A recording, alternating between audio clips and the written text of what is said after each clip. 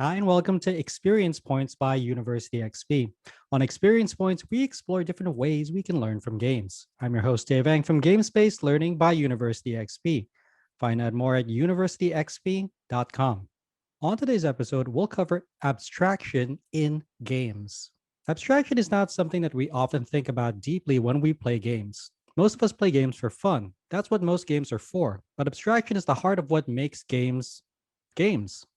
Simulations are often mistaken for games, but simulations focus on one thing that most other games don't: fidelity. Simulations are meant to simulate their content as accurately as possible. Games, on the other hand, are full of abstractions. Abstractions are the mental leaps that designers make when creating games around certain themes. Street Fighter is a fighting game, but as a player, you don't actually fight in it. A series of moves on the directional pad, and to be honest, a little bit of button mashing, simulates the game's hand to hand combat. Moving via the directional pad, throwing a punch using a button, that is just one level of abstraction that games offer. This episode will dive deeper into abstraction in games, specifically what abstractions are, why they are used in games, and how they affect the player experience. This episode will also review specific examples of abstraction in games and how they affect our play and engagement. Abstraction is just another method of leaving it up to the imagination for players. Abstraction is the mental leap that players make when connecting game mechanics and dynamics to theme and content.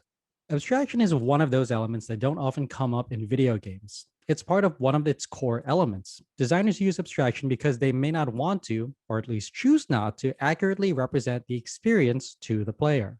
Rather, abstraction allows designers to subtract, filter, curate, and distill the kind of experience they want their player to have.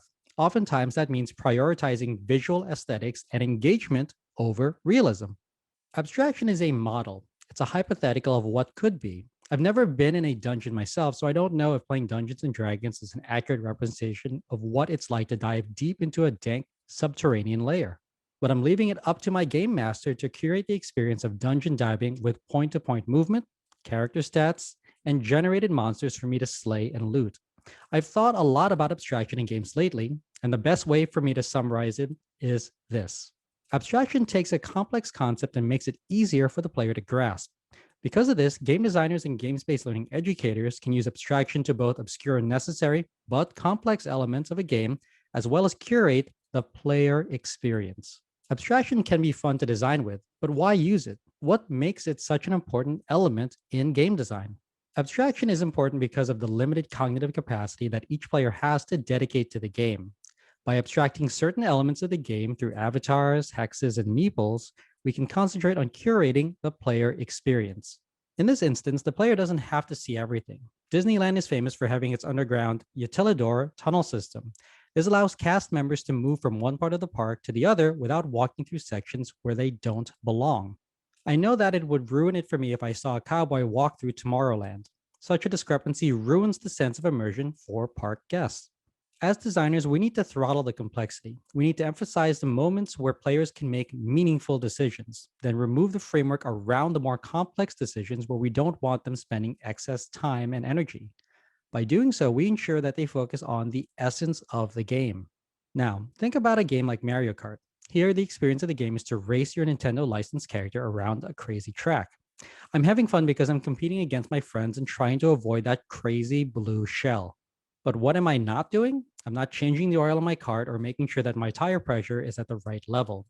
The designers have made the choice to abstract those elements away so that players can focus on the essence of the game: social racing. Abstraction is very important for defining and influencing the player experience. Abstraction is something that the player decodes in their process of playing the game. That kind of decoding is optimization that the player builds over time.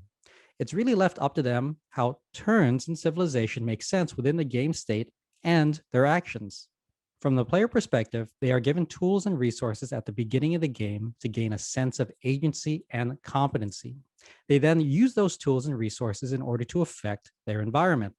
Minecraft is a great example of this, as agency is one of the central characteristics of the game.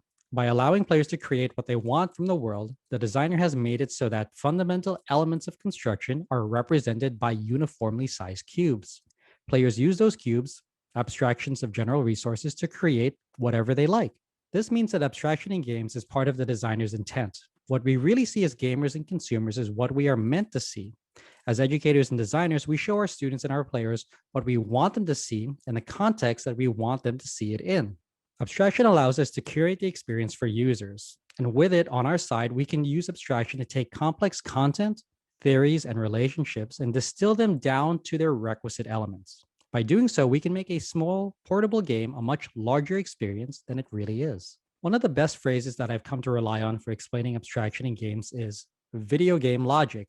Video game logic allows us to explain away and abstract some of the core and fundamental elements of games. You really shouldn't be able to gain experience points for every monster you slay, but experience points is simply an abstraction of your character becoming more experienced. Likewise, a turn based strategy battle in Twilight Imperium doesn't indicate who is the best at strategic planning, diplomacy, or subterfuge. The game abstracts agency of players in those areas through specific mechanics and dynamics of the game. The game doesn't require you to be successful, but it does reward players who understand how certain relationships within the game work with one another. Lastly, we can see abstraction in modern sports where actions are both allowed and not allowed as part of the rules of the game. These constraints represent abstractions of some real world weakness, limitations, or elements necessary to keep the game interesting and challenging.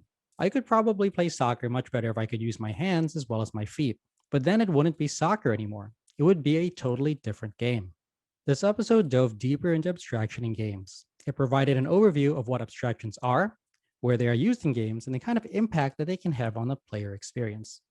This episode also reviewed specific examples of abstraction in video games, tabletop games, and sports. Abstraction can be a complex concept, but it's necessary in order to honor the commitment players make to playing your game. Hope you found this episode useful. If you'd like to learn more, then a great place to start is with my free course on gamification.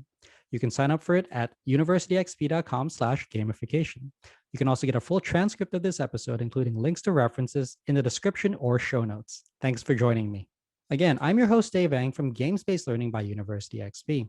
On Experience Points, we explore different ways we can learn from games. If you like this episode, please consider commenting, sharing, and subscribing. Subscribing is absolutely free and ensures that you'll get the next episode of Experience Points delivered directly to you. I'd also love it if you took some time to rate the show. I live to lift others with learning, so if you found this episode useful, consider sharing it with someone who could also benefit. Also, make sure to visit University XP online at universityxp.com. University XP is also on Twitter at university_XP and on Facebook and LinkedIn as University XP. Also, feel free to email me anytime. I'm at dave@universityxp.com.